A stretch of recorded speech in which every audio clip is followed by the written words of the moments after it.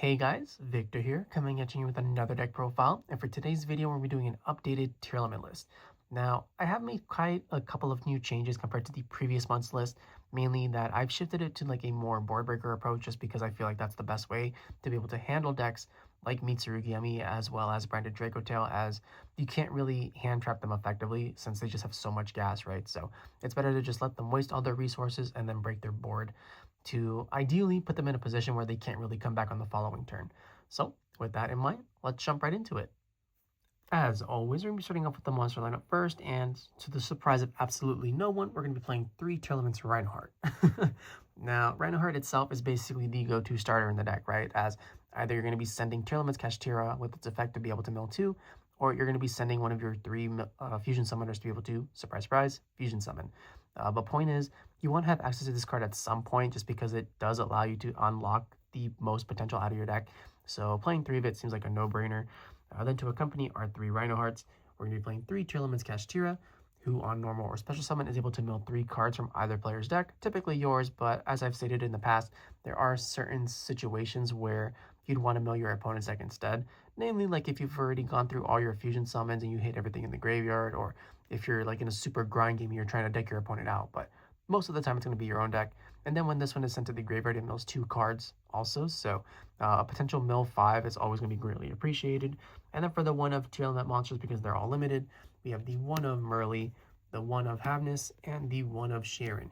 Each one potentially allows us to mill 3 cards, but the more important aspect of them is if they allow us to fusion summon. So that's it for the Tearlaments portion. It's basically just us playing all 9 monsters available to us to be able to try and get to them as often as possible. Then for the other monsters that we're playing, we have 3 Ash Blossom and Joyous Spring. I'm still not really that big of a fan, but with the release of the legendary 5Ds decks later on in the month, we're pretty much going to be forced to play this because everyone is going to have access to the Mulch armies now. And while we don't really care about Perulia or Meowls all that much, admittedly, because we typically only summon 1 to 2 times from the hand and 1 to 2 times from the graveyard, Fulos, on the other hand, just completely stops this deck. So we're basically just going to be saving Ash for that one every single time. So yeah, 3 Ash Blossoms. We are going to be playing 2 Fiendsmith Engravers. That's it. We're not playing Fable Lurie. We're not playing Lacrima. We're not playing a main, like, heavy focus emphasis on the Fiendsmith engine itself. We're basically just playing these 2 plus 1 other spell to be able to go into the rank 6 play, either the Pilgrim Reaper or the High King Caesar, and give ourselves either a consistency boost or some kind of protection from other menacing hand traps that we may be facing down at some point. That's it for the 2 ofs, and then for the 1 ofs, we got the 1 of Trick Clown to be able to go into Excited Knight or just any rank 4, or even like a Link 2 because it's basically just a free body that comes back every single time. The 1 Mudora the Sword Oracle, so that we have some kind of graveyard control. The 1 Helshaddoll Hollow, I still prefer Helshaddoll Hollow over like Beast and Squamata, mainly because this one allows us to mill as opposed to drawing, and I don't know if it's still the case right now, but I feel like Droll is still pretty much like everywhere, right? So you don't want to like have like a beast draw, get the card, or be the reason why you get drolled, and then you can't take advantage of cards like Tearlaments Sulliek or Planet or whatever. But we don't have the same weakness with this one, as it just allows us to get rid of more cards that we typically don't want. So yeah, that's why I play Shaddoll Hollow over Shaddoll Beast. And then for the final card, we're still going to be rocking the 1 Glow Up Bulb, whether you're synchro summoning with it, link summoning with it, whatever, or you just want it in the graveyard to mill a card, right? We get mad value out of this whenever it hits the field. So yeah, 1 Glow Up Bulb, perfectly fine. And with that, that's the monster lineup, and now we can finally move on to the spell and trap portion of the list. Now that we're on the spell and trap portion of the list, we're going to be starting off with the 3 of spells first, and the first card we're going to be talking about is Primeval Planet Perlereino, which, I mean, it's just phenomenal, right? You activate it, you get to search your deck for any Tearlaments monsters, so right off the bat, it gives you access to whatever certain monster you may need for whatever your hand looks like.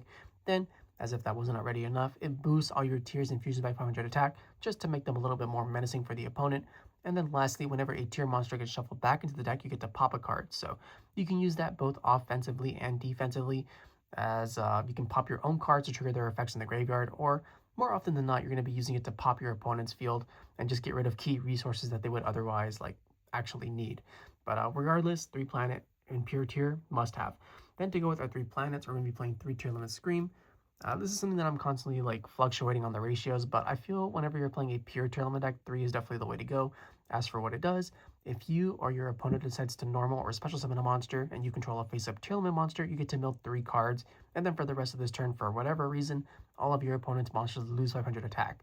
So this is basically just like another consistency card that allows us to play both during our turn and the opponent's turn, which, I mean, you know, we'll take what we can get, because the ultimate end goal of the deck is basically to have as few cards as possible so that you can pretty much always guarantee that you're going to be able to fusion summon something at some point using cards like your Scheiren, Havnis, and Merrli, right? So, yeah, 3 Scream, really good card. And then, as if that wasn't already enough, whenever this one goes to the grave, it searches our deck for any of our Tearlament traps. So, it's the card that constantly keeps on giving, right? Now, for the other 3s that we're going to be playing, we're going to be playing 3 Super Polymerization, just because this is probably the best board breaker in the game right now if you can take advantage of it, as it just completely demolishes Yummy boards, Mitsurugi boards, and even to like a lesser extent Branded or Dracotail boards, as while we're not going to be playing Secretarian Dragon, we can still like take advantage of the fact that it's a fusion deck and we have our own monsters that we can just use to take it or take their stuff or whatever. But they have plenty of targets also that we can just straight up take for free. The only thing that you can't hit with this, unfortunately, is Albion, because Albion is a fair and balanced card, and Konami obviously sees that, even though it's constantly bringing up problems that shouldn't exist. But, you know, that's for them to figure out at some point. But, yeah, 3 Super Poly allows us to basically beat most decks while we're going second, so, yeah. Then for the final 3 up in the deck, just in case Super Polymerization isn't enough, we're playing 3 Forbidden Droplet, as there are just so many cards that, honestly, need to be negated, like the aforementioned Albion, that Super Poly may not be able to hit, but this one can. And it's just great for helping us get rid of cards that we don't really want in our hand or on our field, right? As there are certain bricks that we're going to be running into later on in the game, like our Trivy Karmas, or even like our Trivy Karmas in the Spell and Trap section, or in the main deck, getting rid of cards like Glow Bulb, Trick Clown, you know, things like that that you don't really want in your hand, you much prefer in the graveyard. So yeah, 3 Droplet, 3 Super Polys. With these 6, you should be able to go into pretty much every matchup and at least have a realistic chance of being able to come out on top. That's it for the 3-0s. We don't play any 2-0s. And then for the 1-0s, we're playing the 1 Triple Tactics Talent to be able to punish our opponent for hand trapping us, 1 Call by the Grave to stop hand traps, 1 Tearlaments Grief to be able to special summon out tier monsters from our deck and graveyard.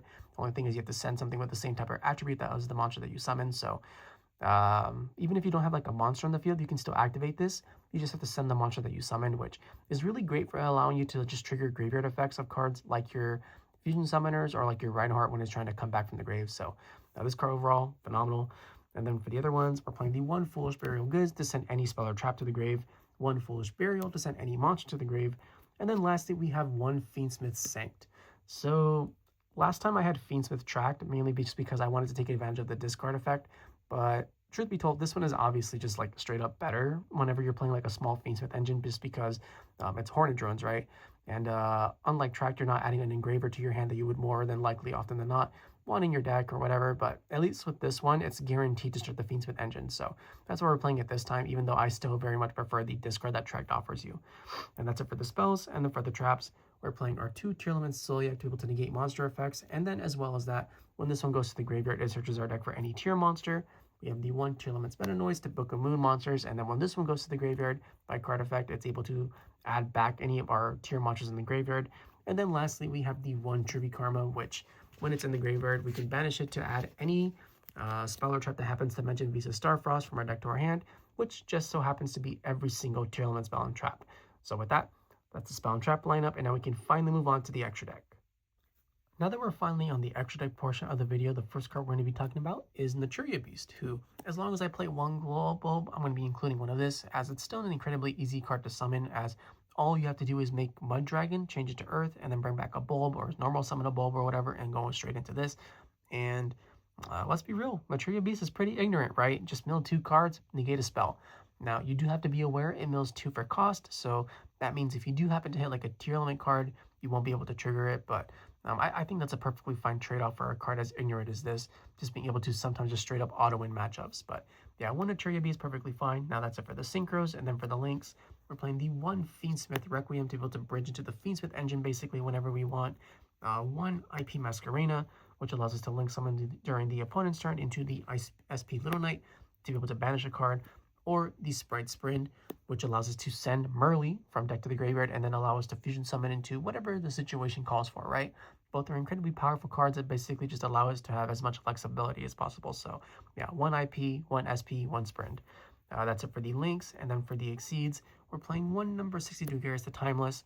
It's just a good generic rank 4 Exceed that provides us with a lot of added consistency that we greatly appreciate, right? As we're either going to be drawing 2 to discard 1, or we're going to be reborning a monster from the graveyard. So both effects very powerful and do come up pretty frequently. And then we're also playing the 1 Evil Swarm Excited Knight, which admittedly, we can take advantage of its effect to just destroy the field, but more often than not, this is going to be the card that we use to bridge into the Fiendsmith engine because it is a light fiend, and we play plenty of level 4s to go into this. So yeah, that's its main use, but sometimes the effect to pop does come up. Then for the rank 6 monsters, we're playing 1 Pilgrim Reaper to mill 5 cards from both players' decks, and the 1 DTD Wave High King Caesar to be able to negate special summons. You basically just go into one depending on what your hand looks like, right? If your hand is broken, you go into the Caesar. If your hand needs help, you go into the Pilgrim Reaper to mill 5. But both are very, very good cards to have in the extra. That's it for the Exceeds, though. And then finally, for the Fusions, we're playing 1 Helshaddoll window to be able to take advantage of our Helshaddoll Hollow. 1 Necroquip Princess, which basically allows us to go into our rank 6 play every single time we access the Fiendsmith engine. 1 Mud Dragon of the Swamp, 1 Guru Wings of Resonant Life, and 1 Predaplant Dragostapelia. Typically the super polymerization targets, but we also just go into these straight up naturally. So even if you don't have access to super poly, you're probably going to be summoning one of these at some point in the game.